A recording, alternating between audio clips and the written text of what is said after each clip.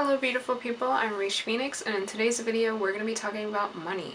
If you haven't already, go ahead and click the subscribe button and click the bell so you can get notified every time I upload a new video.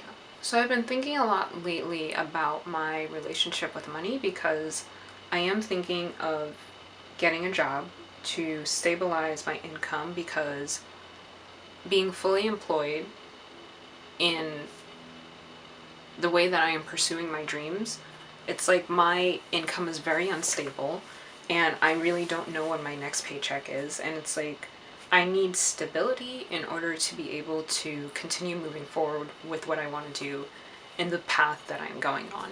And I've been kind of thinking about how overwhelming that is, because I'm a very A or B type of person. Sometimes my mind feels like, or sometimes I feel like, with the way my mind works, if I'm making a decision to do something, I can only go in that direction, and it's very difficult for me to believe or understand how to go 60 in one spot and 40 in another, because I feel like I have to fully go in 100 because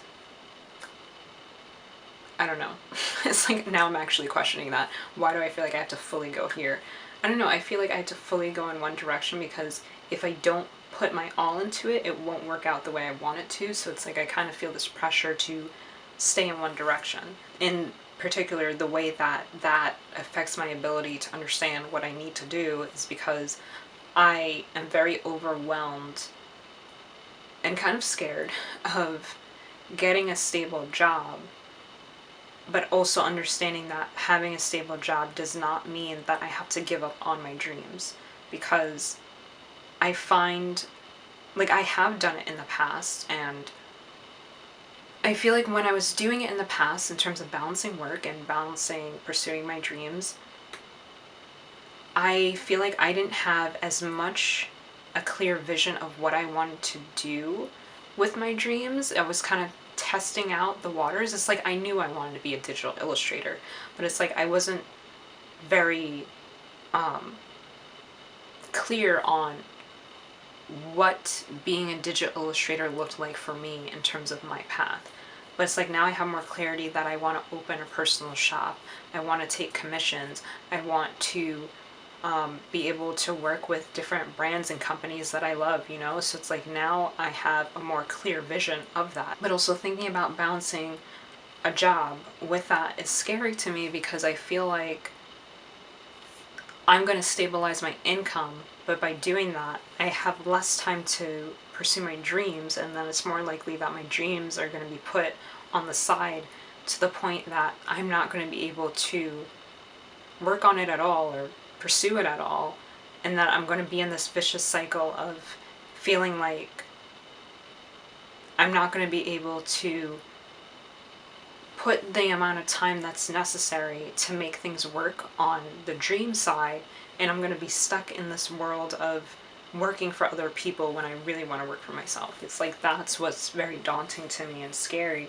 So I've been trying to kind of dissect, okay, like what can I change this time around in terms of the way I spend my money, or the way I use my money and save it, or whatever the case may be. Like, what dynamics can I change that I haven't done in the past? Because that's the main thing for me to realize, that just because I do something again doesn't mean it'll play out the same way. It's like, what can I do to change my approach this time around to make sure I don't get the same results again? This kind of made me think, all right, like, what's my relationship been with money? Like, how have I gotten to this point in my life of the things that I think I am and I'm not capable of with my money? For some reason,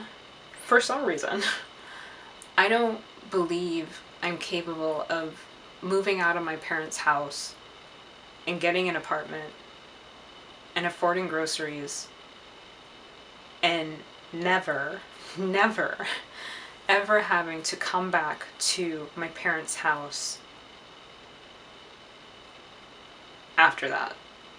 It's like, for some reason my mind believes that something's going to go wrong. Like, there's going to be some time where I'm not going to have enough money, or there's going to be some type of case where making that decision wholeheartedly to be like, I'm going here is going to somehow be sabotaged by something, and I'm not going to be able to do it. And I'm just like, why why am I having these thoughts? Like, why? Like, that's not helping, right? I had to think back to when I was younger, right? Like, what's my relationship been with money? So I remember when I was younger, my parents always had this way of, well, first of all, there was no discussion about saving, like what that meant, or understanding kind of like what you can do with money. It's like, obviously you can buy things, but it's like, ain't nobody told me about taxes. Ain't nobody told me about, like, I don't know, a college loan or repaying that. Like, ain't nobody tell me nothing about that, so I didn't know. So it's like, I didn't have any understanding of those things when I was younger. So it's like, all I know is that when I was younger, there were things I wanted. Like, I would go, the stereotypical situation, you go to the grocery store with your parents and you think about all the things you want. It's like, oh, I saw Danimals in a commercial, so it's like, now I want them. And it's like, you kind of sneak it into the cart, and then your parents are like, what is that? What are you doing? It's like, I just want these cookies, and they're like, okay, fine. And then you try to sneak some donuts in, and then they're like, what is that? And you're like, I just wanted some donuts. And they're like, no, choose one. Either it's the Danimals or it's the donuts. Choose one, right? So it's like, from a young age, it's kind of like, as a child, it's like, the only thing I think about is, I wanted this, I didn't get it, but I got this. So all I know is when I have money one day and when I work, I'll get all the things I want, right? I never really understood why my parents would say yes to one thing and no to another. So it's like, it kind of built this aspect of having money meant you can buy whatever you want. And then when you get older, or when I, like, old enough to work or whatever, it's like I kind of went on this rampage of living check by check. So it's like, or check to check. So it's like, I would work for however long, and with whatever money I had, I would buy what I want. So it's like, if I wanted food, I'd buy that. If I wanted a PS3, I'd buy that. If I wanted Mortal Kombat, I'd buy that. You know, so it's like, I've already built kind of like this dynamic with money where it's like, as a child, money to me meant you could buy what you want. And then when I get older, I would buy what I want. And then now, later as an adult, I see how that's an issue because I was living check to check. It's like, my mind isn't thinking about saving. It's like, what is saving? Am I saving for a particular item? Am I saving money and not touching it? When can I touch it? When am I allowed to touch it? Does it just stay there? It's like, I don't understand, you know? It's like, there's so many aspects of like money that my mind just didn't comprehend. And I think when things got more serious with money in terms of me understanding, okay, I can't just spend whatever I want, is when I got out of college and I'm like, oh, loan repayment. It's like, now I have to deal with that, you know? And it's like, understanding that aspect of repaying a loan like every month, that is kind of what kind of introduced me into like the first concept of having to pay for something, but also understanding how to balance that with what I wanted to buy. And it's like, now I understand, okay, like, I can't do that anymore. Like, that is a bad idea to like just spend it because I have it. But it's like, I'm kind of also trying to comprehend, okay, like, how much can I save off of each paycheck? It's like, if I get a paycheck of $200 every other week, how do I break that up into savings? You know, like if groceries cost $100 and then my loan is like $200, what am I saving? But I don't even have enough money for what I want, you know? I need to change the dynamic. I need to change my approach with money. I need to think more consciously about where I can save. I think that there was a point in time in my life where saving money kind of felt like you save it if you don't got it versus you save it because there's an opportunity to save it. You know, it's like, let's say if I have $100, right? I want to buy a new makeup palette, which costs $50. I'm already thinking, I have $100, this palette is $50. Why not, right? Like, I have enough money, right? But it's like my mind doesn't think, hey, this palette at some point in time may lower in price, or there may be a possibility that the place that sells the makeup palette may have a sale. Wait until the sale to buy it. It's like my mind is like, it's new, I want it, I want to buy it, I have enough money, I'm gonna buy it. And it's like now I realize that that was bad. That was a bad idea. I shouldn't do that, because I think that, like, I don't know how many other people think this way, but it's like, I don't really think about where I can save if I have that money, because I'm just thinking, I want it, I have the money, like, why don't I just buy it? But after doing that for a while, you kind of realize the amount of money that you could have saved, and now that you didn't save it, and let's say there's something more important, like, I don't know, your laptop charger breaking, and you have to wait another 2 weeks, but at the same time, you don't have a laptop charger because it's broken, you know, that's an issue, especially if you're a digital artist and you need to work on your laptop and the battery's dying, you know, that's a problem, right? So I'm realizing all these unhealthy habits that I've had with money and where I need to change. It's like, I think that, okay, like for example, with makeup, like how I was bringing that up before, it's like one of the things that I want to do is makeup tutorials. Like I've been doing that already, but it's like I want to do it more consistently. As a YouTuber, it's like I kind of feel this pressure to always have the latest item, because the way that makeup used to be on YouTube before is that it was more about teaching and telling people how to create a look, how to do a cut crease, how to do a halo eye, how to do a wing liner, whereas now it's more like, here's a new palette, let's see how it performs, or here's a new highlighter, like let's talk about the formula and if it's better than their last formula. It's like it's become more review heavy, and it feels like people are more likely to watch your videos if you have a new product as opposed to if you're teaching them how to do something. And that sucks, because it's like you end up putting out more money than you could be making. Like if you're a new YouTuber, it's like, for me, I'm still working on getting monetization. If I'm spending money, it's like palettes cost a lot. Like it could range from like $20 to like over $100. So it's like, if I'm constantly buying a new product, but at the same time, I'm not even in the monetization range, it sucks, because it's like, here are people watching my videos and I'm getting views and stuff, and eventually the views will add up to monetization, but even then it's like, I'm putting out more than I'm getting. It sucks, because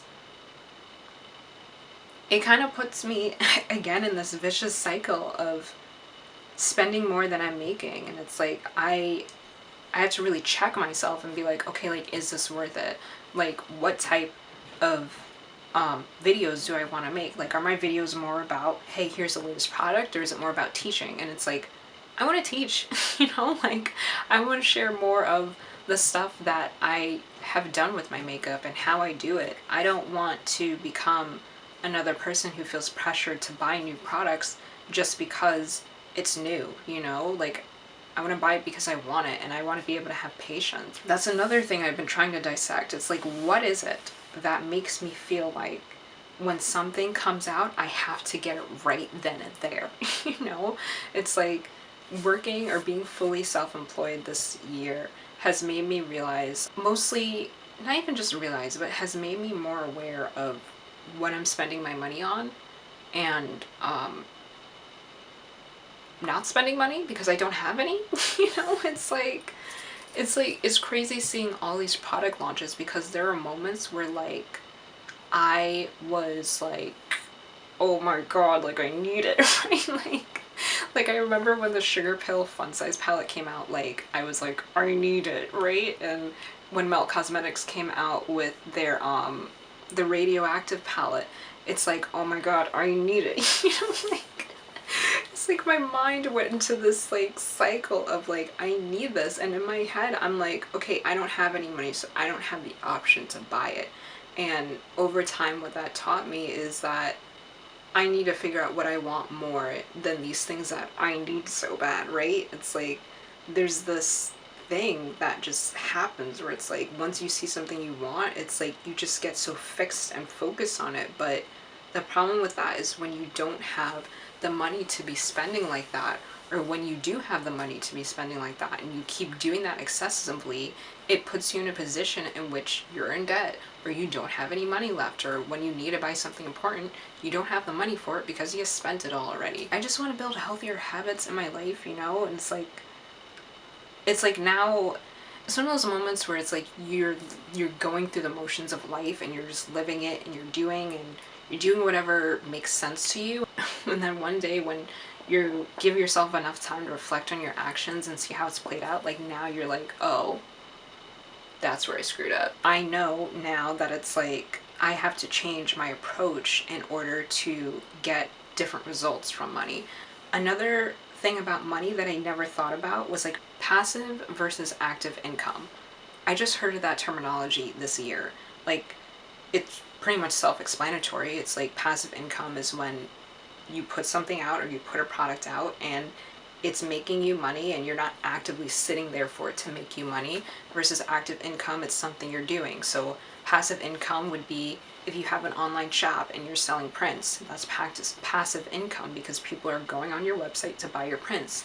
Active income would be me working a 9-to-5 job in retail and actively having to go out and do whatever actions I need to do while I'm at work to make that money. It's like, I think there's so many moments where, for my journey in particular with money, it's like I was never thinking about how to save money or thinking about having multiple streams of income because I just was never thinking about that. And now I realize how it's not about whether or not you're capable of doing something with what you have, but it's more about understanding where you can save or understanding where you can make more money. It's like I have this high expectation of being like, oh, I'm going to get a job and I'm going to save, but at the same time, I'm going to be able to understand how to balance that with going to the doctor, getting whatever medical needs that I need necessary, but also being able to buy makeup to review on my YouTube and do new makeup looks. It's like my mind is just, it's just so much, you know? It's so much to think about and to dissect. And it's like my mind, see, it's already happening. I'm overwhelmed. You know, it's like I'm so overwhelmed by this.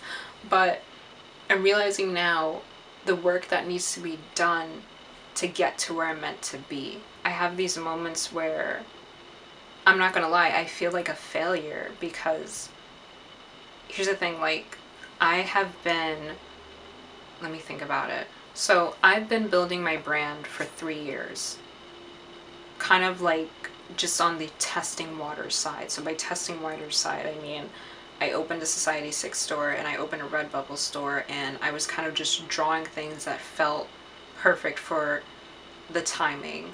So it's like when X-Men First Class came out and when Deadpool came out, the first Deadpool, it's like I was drawing art that was fan art, you know, like I was creating fan art and putting that in my shop, and that felt right for the time. So it's like I was kind of doing the testing waters, like seeing what sells, seeing what I was drawn to in terms of drawing. Whereas now I'm more definite on where I want to go with my art and what that path looks like for me.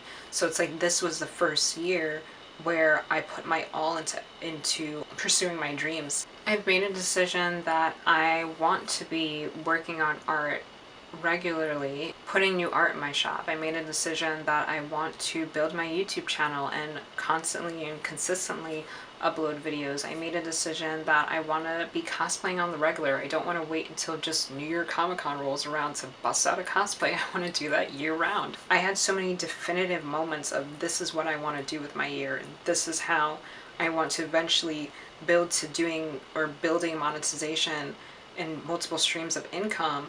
And I kind of feel like a failure because I've done all of that, and it's been hard balancing everything. There are times when I put more energy into creating art, but I'm not finishing it. There are times when I make a bunch of videos and I'm still working on editing it, or there are times when I have cosplays but I haven't photographed them, so I haven't posted photos, and it's like, even though I've had these ups and downs, it's like I know I've put my all into this year, and I kind of feel like a failure because I kind of don't have a steady income. But the only thing I can think of is my one patron, Shanika Powell. God bless your soul. Thank you for blessing me with like your faith in me, you know. Shout out to Shanika Powell. She's an amazing writer. Please check out her Instagram. Shameless plug. She's awesome. But it's like, I kind of feel like, I don't know, like I still feel like I feel like a failure, you know? Like, it is what it is. I feel like a failure. Like, it's crazy because I feel like there's this pressure to succeed at doing something in a specific amount of time, and if you don't, it means you're a failure.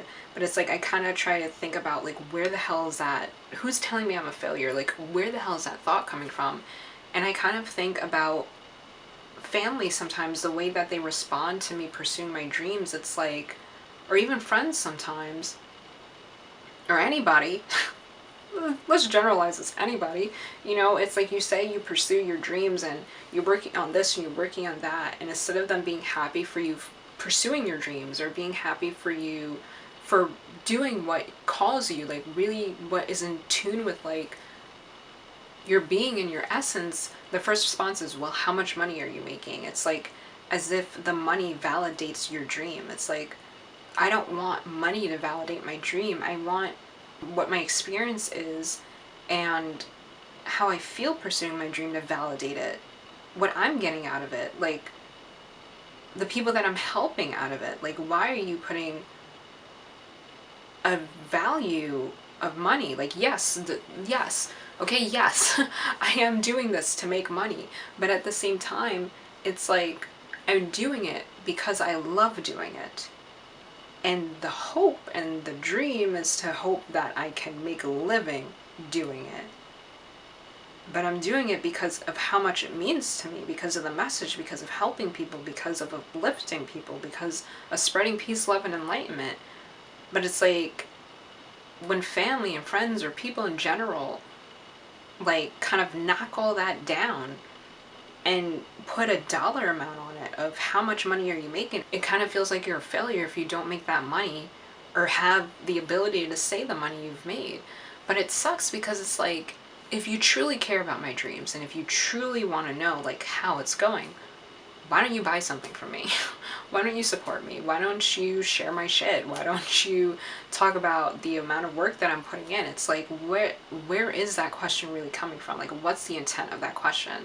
Because it's like, are you asking me how much money I'm making to validate the decision you made to not pursue your dreams? Are you asking me how much I'm making because you're actually curious? Or are you asking me how much I'm making because maybe for once there's someone being selfless who actually wants to help me make money and help me be able to afford a better quality of life and live in a healthy environment and be able to afford food and be able to pay my bills and be able to do whatever? It's like, where's the intent in your question?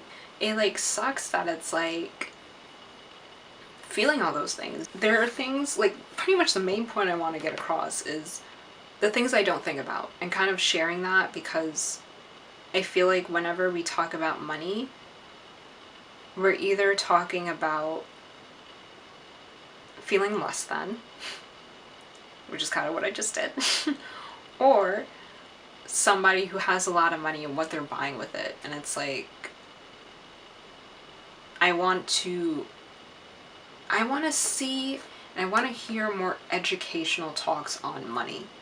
You know, like, I don't want it to be, like, in terms of, like, the role I want it to play in my life, I don't want it to be something anymore that kind of makes me feel less than, that kind of makes me feel like I don't know what the hell I'm doing, or makes me feel like I have to put myself in a state of suffering or something very uncomfortable in order to be able to make it. It's like, I want to be around more healthier conversations with money and I want to share a few things that I have become more conscious of. First of all, I bought this book. All right, so here it is, and this isn't sponsored. I wish it was though. I really do wish it was, but it's not sponsored. And the reason why I bought this book is because I know that in order for money to play a different role in my life, I have to change myself. You know, it's like you can give anybody $1 million, but if they don't change their mind and they don't change what they believe they're capable of, and being able to save and being able to understand like how to utilize money in a way to increase your streams of income instead of just spending it, you're gonna go broke again. You know, so it's like, if I want to make money but also at the same time understand how to change or affect the amount of money that stays in my bank account, I have to change myself. So with that being said, I have not finished that book. I'm probably like 20 pages in because I'm a slow reader, and also I'm balancing a lot of things in my life right now. But what I do want to share is that that book has made me more conscious of things that I don't even think about. Like, one of the things that was said in that book was thinking about credit cards and using credit cards for specific things. So there was one example where the author had given a advice on having a credit card that's specifically used for food. So it's like if you're going to a restaurant or if you're going to buy groceries, that is the credit card that he uses, because he knows that that credit card has some type of cashback feature where it's like you get money back for X amount of points or for spending X amount of dollars on money. I don't think about that. Nobody's ever told me about that. So it's like now that I have that knowledge, I'm like, poof, because when it comes to credit cards, I feel like I would think about credit cards based off of where I shop. It's like if I'm shopping at, I don't know, Victoria's Secret. At some point in time, I had a Victoria's Secret card. It made sense to me if I'm going to Victoria's Secret to get a credit card there because I could save money. They'll send me coupons. I don't know. But it's like, now I'm like, all right, stop thinking about stuff like that in terms of like stuff like clothes, but think about stuff like, don't you need food to eat? You know, so it's like, now I'm thinking of other ways to save money. If I'm gonna have to play into the society role of having to work at a job that maybe I don't want to work for X amount of years so I can be able to afford or to be able to stabilize my income as pursuing my dreams, I want to learn any and everything I can to be able to utilize the money I have and maximize it and get what I need, but at the same time not feel like I'm a puppet in everybody's life, but feel like I'm in control of my life. So knowing that I can use a credit card in that way is like I know that those features exist. I've heard people talk about it, but I've never really put the thought into that, like, okay, this is a credit card I use specifically for buying clothes, or this is a credit card I use for buying food, and these are the only 2 credit cards I'm buying, and if I go to a store and they ask me if I want a credit card with them, I'm not doing it because I already have a credit card that offers me better features, you know? It's like, I don't think about that, but now I do, you know? Like, now my mind is on those things. Another thing is having multiple streams of income.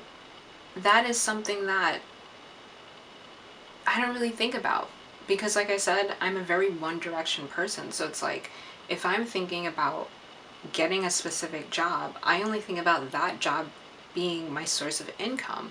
But it's like, if you want to change the amount of income you're getting, then it's important to look for different ways to make money. And it's like, I feel like sometimes there's this pressure in life in general to kind of choose one direction. I don't know what that is. It's like, if somebody says they want to be a nurse but also be an artist, it's like, no, choose one. It's like, why can't they have both? Like, there are some cosplayers that are either in med school, or I know they are pursuing, or actually are like somewhere in the medical field working, and I'm like, how do you balance that? Like, how do you, because I know that like when you're in the medical field, like the amount of time you're putting in is a lot. And it's like, I know as a cosplayer myself, like the amount of time and dedication that comes with making a cosplay or making the props. So it's like, I don't understand how people balance it, but it's like, if you are balancing work with your dreams, God bless your soul. I know I'm on that same path, but God bless your soul, because that's a lot, you know, like I'm, you know, mind blown from it. But my main point to get across with this is that utilize multiple streams of income. Like, think about ways that you can have passive and active income. It's like, if you're a cosplayer but you're also in the medical field, maybe you want to work with a photographer and sell prints of yourself as your different cosplays. Maybe you want to build props for people and have people commission you to make whatever it is that you can make for them, you know? Like, there are so many different ways to maximize streams of income or revenue, and I think that's something that a lot of us, at least for myself in particular, I can say I don't think about, because like I said, I go in one direction, I'm like, that's my way of income, and it's like, I don't think of other ways to maximize it. And this is why the number in my bank account doesn't go up, it goes down a lot. You know? Another thing is balancing saving versus spending. I got this idea from the book that I showed you guys earlier, but a very good point that he made was being more conscious about the areas in your life where you can save money versus where you want to spend it. He talks about, if there's something in particular that you like spending your money on, if that's your thing, then think about the other areas of your life where you can save. The best example for myself in particular, it's like, I know when I was working, I could have taken the bus to work. So taking the bus to work, I believe, was like either $1.50 or $1.25 to go back and forth, right? So to go home, to go to work, and then to come back home. But when I would take an Uber, it would be around $10 or under $10 to go both ways, depending on the time that I was working. Here's an example of where I can save money. If I want to, I don't know, be able to spend more money buying makeup, let's use makeup, right? I could save money by taking the bus, and then I can spend more money on buying makeup, you know? Like, that's a way that I can think of, okay, I want to buy more makeup because I want to do more colorful makeup looks, or I want to do whatever makeup. So it's like, I'm more focused on utilizing makeup and how it plays a role in the looks that I can create, or brushes, or whatever it may be, to increase my ability to get better at makeup. It's like, I would spend more of my money on that versus other areas of my life. So I know that's a very like specific example, but I hope you guys are getting the idea of pretty much being conscious of areas in your life where you can save money versus areas of your life where you want to spend money. It's like, if you want money going in this direction, then you have to look at all the other directions and figure out how you can decrease what you're spending your money on and focus more on that thing that you want in your life. But the main point to get across is, like, there has to be consistency in whatever area that you're changing with your relationship with money and the role you want it to play in your life. There has to be consistency. And like I said, I don't know what it is about, like, once I know that something may take years for me to accomplish, I'm like, oh, that's it, I failed. I'm not good at it. Like, I should stop, shouldn't do that. You know, it's like, I don't know where that thought comes from, but it's like, these are things that take time. I'm realizing that, you know, maybe it could also be like I'm a little bit too ambitious. It's like, the second I set my mind on something, I'm like, I need to accomplish it, and I need to accomplish it now. And if I can't do it right now, I failed. You know, it's like, these are things that take time. Saving money takes time. You can have a plan to save $1 million, but it's like, if you're not putting in years worth of saving that money, it's gonna be difficult to accomplish, you know? So I think that this is one of those things where, like, it takes patience, it takes knowledge of understanding the habits that you have that aren't helping you towards the amount you want in your bank account, and just understanding to save where you can, utilize whatever aspects of whatever you can, whether it's getting a credit card to specifically use on food, but also understanding how much you're spending on food and making sure that you're keeping your credit score in check and making sure that you're not going too crazy with it. But it's like, there's so many things about money that I kind of wanted to just touch on, because I feel like nobody really talks about this. It's like either we talk about our problems with money, or we talk about the people who have money and the items they're buying, and then it's like everything else becomes a blur. Like nobody talks about anything else, and it's really weird to me. But I want to kind of touch on some topics and hope that this helps in some way to inspire you guys to know that you're capable of doing things, and that if you end up needing help from somebody, it doesn't mean you're a failure. If you end up taking years to accomplish something, it doesn't mean you're a failure. It just takes time and patience and consistency, and that you're capable of achieving anything you put your mind to. So like, you just gotta believe it and have those aspects with you, and just know you can do it. Anyway, that's it for today's video. Bless up, and until next time, sending out much peace, love, and enlightenment. Bye, guys.